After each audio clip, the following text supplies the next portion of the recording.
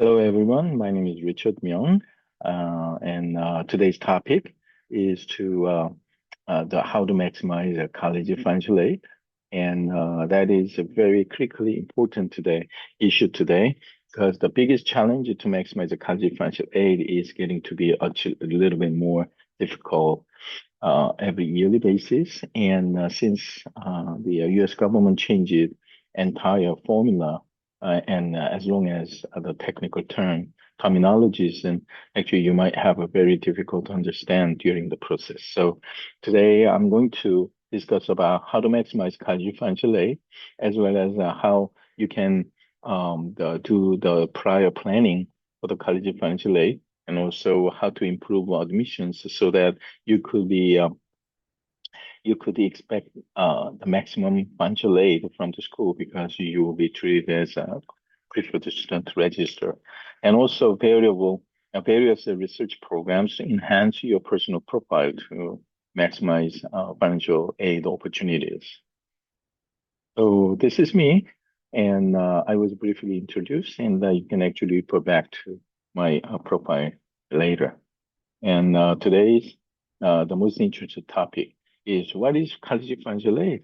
Of course, I will talk about need basis financial aid and not merit basis, but merit basis is included inside the need basis, so it's not separate each other as well. It is a combined concept. So you won't be able to receive more than need basis, even though you receive the merit basis, because they will deduct it from need basis amount. And the next one is how does it work? Is of course we have to discuss about eligibility, application, verification of income and asset, also appealing process and financialization at the same time. So let's talk about eligibility. The student current the status is more important. Permanent resident or U.S. citizens are eligible, and you have to have at least a GPA 2.0 out of 4.0 scale. International students are rarely exceptional, but about 184 students, the financial aid awarding schools are available among private colleges. Also, undocumented student or DACA students, it used to be okay until last year, but this year maybe you might have to take your own risk, especially for Trump government administration, actually the status check. So I have a strong concern about any financial aid on this student status. This is very important, the page, especially discuss about cost of attendance, including tuition, room and board, food cost, transportation, fees, and personal expenses together. So entire cost of attendance amount is the maximum total needs we need to look for. However, in between students and parents' income, asset, number of household size, or parents' net worth of business or income level would be greatly they're considered to calculate student contribution and parent contribution together, which can be combined to finalize student aid index amount. Student aid index amount is your own liable portion from each colleges you apply for. So maximum cost of attendance it will be deducted by SAI, which is your liable portion. Then the remaining, the amount will be considered as a maximum financial aid target amount, which is calculated as financial need amount. So out of financial need amount, there's public school and private school. So public school is divided between in-state students and out-of-state tuition students, right? So in-state state students usually will be awarded around 60 to 72% of the financial need amount. The California is a little bit exceptional because of the Cal Grant A is in between 82 to 86%. And the composition wise, the free money, we call that gifted award or grant or scholarships. There are need-based scholarship and merit-based scholarship together combined will be around 55 to 65% range. And also the remaining portion is we call that work study program or loan program, student or parents loan. But from the next year, that we have a very difficult situation for plus loan because a plus loan there will be a we have a great problem because starting from July the 1st, 2026, and graduate students would not be able to apply for the graduate plus loan at all. And also, parent plus loan is up to maximum of $20,000, but there is also a cap for the entire year in colleges will be maximum of $65,000. So we have a great problem, especially to send our kids to college with a need basis as well. And out of state tuition rate, that is a great problem because the most of schools they don't give any award. The state schools that does not give any award for out of state students, so that actually they would pay maybe around $30,000 more in tuition because of the lack of the state sources like funding, and they will be able to award only federal portions as well. That's why, usually they could get very limited amount of financial aid, which is like literally impossible to send to out of state schools, even though that the student got admitted and with just a normal level of income sources of each family. So private school is totally different. They have so much school endowment fund available. So private schools, they award in between 90 to 100% of the financial need amount. And as a composition wise, gifted aid, it will be around 70 to 86%. So as a result of all these comparisons, and actually student would be able to go to private school much less than net cost of the state schools. So what is the best way to apply for is in-state school or private school. But this is a very important diagram that you need to memorize. Okay, so next topic is college financial aid process. First of all, is you must be able to understand the financial aid formula. Formula is a very important thing because formula will calculate your own liability portion called the student aid index amount. And federal and state laws and FORPA. What is the FORPA? Family Education Rights and Protection Act. And definitely they have a very higher restriction to use outside sources for financial aid help. And you have to be, and also the most important part for FORPA is you have to disclose everything you have.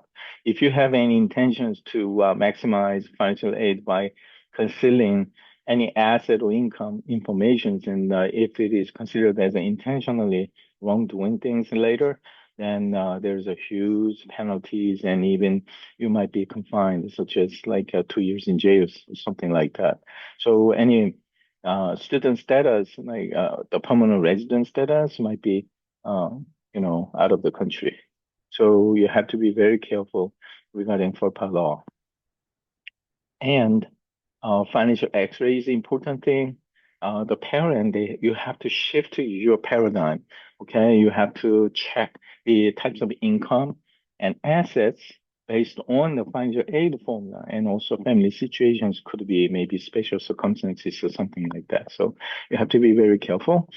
And where the income sources are considered to be calculated of a prior years to the college registration. So let's say if anyone is applying for the next year's college financial aid, have to use last year's tax return, prior years. But asset information will be very tricky because it will be considered as a time of financial aid application process time. However, no matter what, you have a stock bonds or any CD interest incomes last year, then even though you just did, a lot of any types of financial planning to, or you might not have any financial such sources, but still school will ask you and for any explanation, and you have to be very careful when you the reply. And so the timing issue, as I told you, is very, very important thing. And then the next one here is the college application selections. And I strongly recommend you to review each college's financial aid level on average. If they could award you very less of an amount of financial aid from your financial need amount, and even though you got admitted, but you're not going to select that school to go for due to financial burdens, right? So you have to also understand about financial aid process, etc. So now let's talk about a little bit more in detail. Application, first of all, we call the FAFSA, free application for federal student aid, which is a federal side. And like what I said here. And next one is a CSS profile. Any school giving you maximum financial aid, or actually the FAFSA information is very limited. So they try to extend more questions and try to find every details about your financial income and asset, including your parents' the business income and loss and asset and liability information as well. That's why they ask for CSS profile through College Board. And once you submit these informations, and there will be also another requirement for IDOC system, institution documentation service. So you have to select all those verification information and upload it to IDOC system, so they could actually distribute those informations among the uh, the uh, the joint schools who are using IDOC system. If even though it is a private schools requiring CSA profile does not require IDOC system, then you have to really follow up with such individual independent private school colleges by yourself. And some colleges, they have institutional financial aid application, and also you have to follow up income verification and expense verification as well. And also, once you receive the financial aid, you have to really consider about strategic ways of appealing process. And, or sometimes a financial hardship conditions, such as parents actually lose your job, or any high level of health conditions or expensive medical expenses are rising. So that is a typical like a negotiation status. And then final process is like once you were awarded for student loans or parents loan, and you have to complete master promissory note and the loan counseling courses as well at the same time. So this is a FAFSA application of this year, and it will be available to arrange this FAFSA application starting from October the 1st.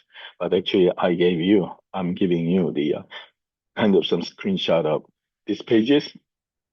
And this right side is a deadline for the school's FAFSA deadlines, which is equals to their state deadlines.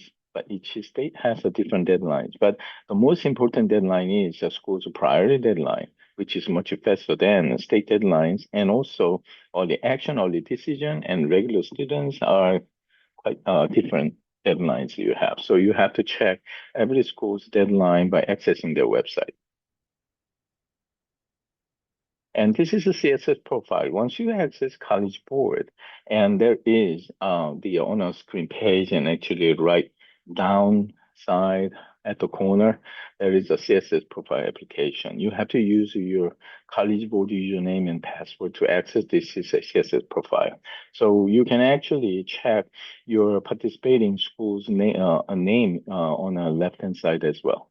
So if you just click, and you will be able to see the list of the schools, requesting the CSS profile. So the next topic is action plan. This is the most important the process that you need to really consider, like income planning and or asset planning. Most of people, they could come up with some questions on how we can do income planning, like we just reduce our working hour, or what we have to do, or something like that. So yeah, it's a totally different way. Everything should be done by verifiable data, and it should be done through legal planning. Okay. So there are so many different ways of doing that. I'm going to introduce you how to do that. First of all, we have to understand SAI amount, like the calculation factors. Like if you see here and all the red, the shadow area is all highly calculative financial assets. And then our main idea is how we can reposition like a calculable asset to non-calculable asset, right? So that actually in asset wise, you could reduce your SAI, the liability portion. And income side is a little bit difficult. Financial aid impact is like I will show you, and all the red colored asset. I don't have much time today actually to go for every single bit by bit, but if you have any assets or kind of income, untaxed income is calculable by IRA deductions and even tax qualification for like a Roth IRA contributions or even pension 401k because you are able to manageable. You could put it in or you can decide not to do it because the school will think and federal government would think that why don't you use your controllable the income contributions, for your financial aid? So that actually, in reality, even though you put it in and deducting as an expenses from your income tax purposes, the problem is, and actually they will actually increase your SIA amount by utilizing that amount, that contributed amount after paying the taxes. So everything will become in vain. And assets like education saving type asset, that is the biggest challenge, right? Because no matter how much lower income you have, because you have saved this asset for the purpose of financial aid. So Uncle Sam, U.S. government will definitely increase almost 3 to 5 times of this saved amount than your current cash assets you have. This is a page of FAFSA application in paper version. And as you see that here is, and actually you could see the IRA contribution, everything they asked for and deductions, because simple IRA, SEB IRA, or any 401k contributions, because they are going to count on it, right, to increase your SAI. So most of financial planners or any licensed person, they misunderstand, entire the complication with all the financial aid formula. So I'm going to discuss about it later. And also student side is also the same questions. Okay, this is this year's financial aid, the question. So there are so many different changes to calculate the your SAI increase. Like when they calculate your net worth up to $135,000, and your adjusted net worth amount will become 40% of it, and then that will be the gear toward calculate your financial aid liability portion, right, based on your income. And net price calculator, this is a very tricky area that most of parents, they try to access each school's website. Financial aid section, there is always a net price calculation, how much you could pay to the school after receiving financial aid. That is a net price, right? But many schools, especially private schools, usually they miscalculate it because if you believe that it will cost you so much and bring you biggest financial burdens, and you're not going to apply for it. So they will lose the opportunity to review your kids so that they normally have a disclosure that some portion has not been calculated or is not the exact amount that you could be liable for. Maybe it could be may change, after reviewing your income and asset verification later, something like that. So just ignore that. So FAFSA application is like that. So you could see that there is a calculable asset and non-calculable asset. So such a reposition could definitely gear toward your planning effect by reducing your SAI amount. And this is for business owners, okay? Instead of you you underreport your income, which is um, it's not a tax avoidance. That's tax evasion, which is illegal. But if you use this type of corporate trust methodologies, and you could definitely deduct even up to annual contribution, the amount limit is kind of even up to $350,000. So how about this one? Simple IRA salary deferrals, or even 401k is not recommended, but profit sharing is recommended. The defined benefit pension or cash balance and 412(b)(3) defined benefit plan are highly recommended. So according to the owner of the business, especially your family member, the highest age being employed by with a W-2 income, or even the LLC, pure LLC income. And then you could see the maximum up to the income level of 350,000. Then you could even contribute up to $351,000, which means tax deductible. So you could actually have a lot of rooms to play with this corporate trust. So you can not only reducing your taxes, you can the whatever deduction amount goes to your corporate plan. So it's not parents' income or asset; it's a corporate plan's the asset. And at the same time, you save a lot of taxes and maximize the current financial aid.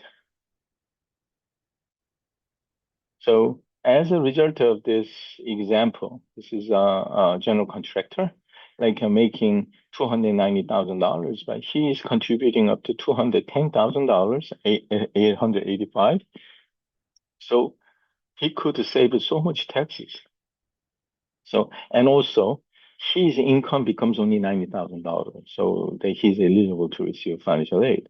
And also, this is another example that the husband makes 85,700 and wife generates $54,300 in W-2, and then they deducted from up to $66,500. They saved the 26,600 in taxes, and also they were able to receive almost 100% of financial aid. Okay, so what is our mission? Our mission is how we can get SAI amount lower, so that we could maximize the financial need amount to maximum financial aid. That is our main goal for college financial aid planning. So maximum college financial aid is financial aid planning is a must. Without a college financial aid planning, you won't be able to maximize your financial aid. Even though you have only W-2 income employee, but if you are maximizing your 401k to reduce your income taxes, and also trying to show your the adjusted gross income, you are making a big mistake, because you'll be able to pay more than what with the status that you don't do it. So you definitely need a consultation. So it is important to measure kind of effect is for any licensed person, because without a proper financial plan licenses and to handle kind of the listed area of all the financial assets, and which is illegal. So there are so many non-professional people. They try to help student families by charging something which is illegal, and because they can only submit the application, but they can't do any types of the consultation. That's illegal. And so that look at, it's the same situation. Like speaking English will become very good businessman? Of course not. Even there are so many the um the well, I don't want to say. Um, there are unprofessional persons out there speaking English, but they can they become a good businessman at all, something like that. So most of the mistakes come from non-licensed and licensed, even licensed person. with not enough data and experiences. Okay, without any the data or experiences, and it's really hard to try to get you maximum financial aid at all. I'll show you the reason why later. And also, final process is evaluation, appealing, and master promissory note, and loan counseling courses and funding. And that's what I initially we gave you some information as a final process. So how we can do maximizing college financial aid through admission rate, and in between that we have to really see the both ways of utilization based on the need basis, and financial aid process could definitely would not be able to impact college admission decision because it is need basis. Need basis is under the federal law. But these days, and I'm a little bit doubt about it. And unless you initially do the right planning ahead of time, okay? Yeah, any sudden changes in school could come up with so many questions last year. So college admissions and would be able to help financial aid because if you're considered as considered as a good the preferred student to register, of course, you'll be able to get a maximum financial aid too. But advantage is you can actually utilize a financial aid to maximize your college admissions because on a college financial aid information, you have to list up all the applying schools, and actually you have to strategize by selecting the maximum of college financial aid schools only there so that they could actually compete each other to recruit their preferred students. And college admissions, and of course, you can actually take advantage of financial aid because preferred students would receive the maximum. So key to success is how we can build a student profile. And profile building is important thing, and financial aid preparation for the pre-planning would be very important thing. This is kind of actual data I pulled up from our existing the clients, and actually financial aid appeal result this year, and from the here, nothing to something, nothing to 47,095, nothing to 13,000, blah, blah, blah, blah.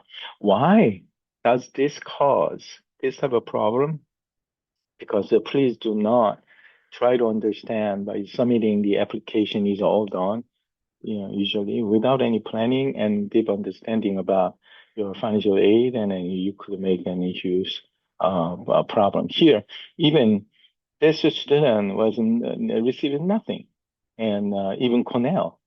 But after the three appeals process and $78,423 free money was awarded that year, this year, definitely, something like that. So in understanding admission, factor is important thing. Admission process is divided by three different process: academic index and extracurricular activities and personal qualification. Okay, if you look at the common application or each school's application, you could see that there are three segments like this. So admission factors, you could see that here, like a different admission factors, but will be listed on a college application. So each school has a different preference. Very important considered. And very important is about 40-50% range of the consideration. And also important is 30-40% if those are the same and tie among the students, and then they will prefer these considered factors.